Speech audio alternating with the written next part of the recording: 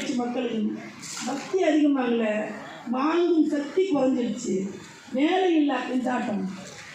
இன்னைக்கு இருக்கக்கூடிய கார்பரேட் மயமான உலகத்தில் உணவு கூட சாப்பிட்ற உணவால கூட நிறைய பேர் குழந்தை இல்லாமல் அங்கங்க கருமையம் உருவாகிட்டு என தேடி கோயிலுக்கு வர்றாங்க. விரதம் இருந்து வேலையை கொடு, வாங்கின கடனை அடைக்கணும், குடும்பத்தை காப்பாற்றணும், என்னோட குழந்தை பிறக்கணும், கல்யாணம் நடக்கணும், எவ்வளவு வேண்டுதல் இருக்கு. எல்லாம் பணம் தான்.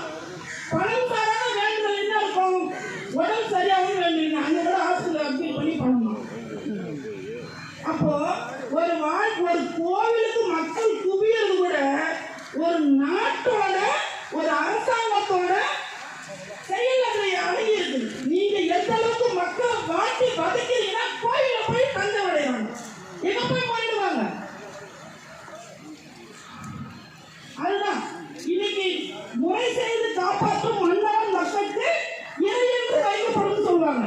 நீ முறை செய்து காப்பாற்ற கடவுள் என்ன உன்னையே கடவுளை நினைச்சு கும்பிடக்கூடிய மக்கள் தான் இருப்பாங்க. நீங்க எந்த அளவுக்கு மக்களை மேலும் மேலும் மேலும் மேலும் வதைக்கிறீங்களோ, என்ன வரி போட்டு வதைச்சிட்டு என்ன ஜிஎஸ்டி வரி என்ன வேணாலும் வரி. எங்க இதுல ஒரு அன்னைக்கு தோழர்கள் வந்திருந்தாங்க, தமிழ் தோழர்லாம் வந்திருந்தாரு எங்க செயற்குழு வாழ்த்துறதுக்கு. அதுல நாங்க வச்ச கோரிக்கை, கிராமப்புறத்துல ஒரு 2 லட்சம் ரூபாய் கொடுக்குறாங்க. கிராமப்புறத்துக்கு 2 லட்சம் ரூபாய் திருப்பணிக்கு கவர்மெண்ட் கொடுக்குது. ஒரு சின்ன நம்ம ஐயனார் கிராமப்புறத்துல என்ன கோயில் இருக்கும்? நம்ம ஐயனார் கோயில், கருப்புசாமி கோயில், முனியப்பன் கோயில் அப்படிதான் இருக்கும். இந்த கோயில்ல ஒரு சுண்ணாம்பு அடிச்சாலே இன்னைக்கு இருக்கிற விலைவாசிக்கு 1 லட்சம் போயிடும். ஒரு சுண்ணாம்பு ஒரு வண்ணம் பூசினாலே போயிடும். ஒரு சுண்ணாம்பு ஒரு கீரில் விழுந்துருக்கும், வெயிலே இருக்கும். மற்ற சாமியெல்லாம் எங்க இருக்கும்? பௌர்ணமி கிரகணம் வந்துருச்சுன்னா இழுத்து பூட்டிடுவாங்க, கிரகணம் வந்துருச்சுன்னு. ஆனால் நம்ம சாமி எந்த கிரகணம் வந்தாலும் வெட்ட வெள்ள அருவா வச்சு நின்றுட்டு இருக்கோம். அந்த சாமிக்கு ஒரு கீரில் விழுந்துனா மழை வெயில் இருக்கும், அதை பூசணும், அதுக்கு 2 லட்சம் கொடுத்தா அதுக்கு 18% ஜிஎஸ்டி பிடிச்சிருந்தீங்க. அதில் என்னன்னு அந்த மக்கள் வந்து அந்த திருப்பணியை பண்ண முடியும்? ஒரு சாதாரண ஏழை கூட ஒரு மக்கள் நல திட்டம் கூட அதில் வந்து ஒரு பணத்தை ஜிஎஸ்டி பிடிக்கிறாங்க.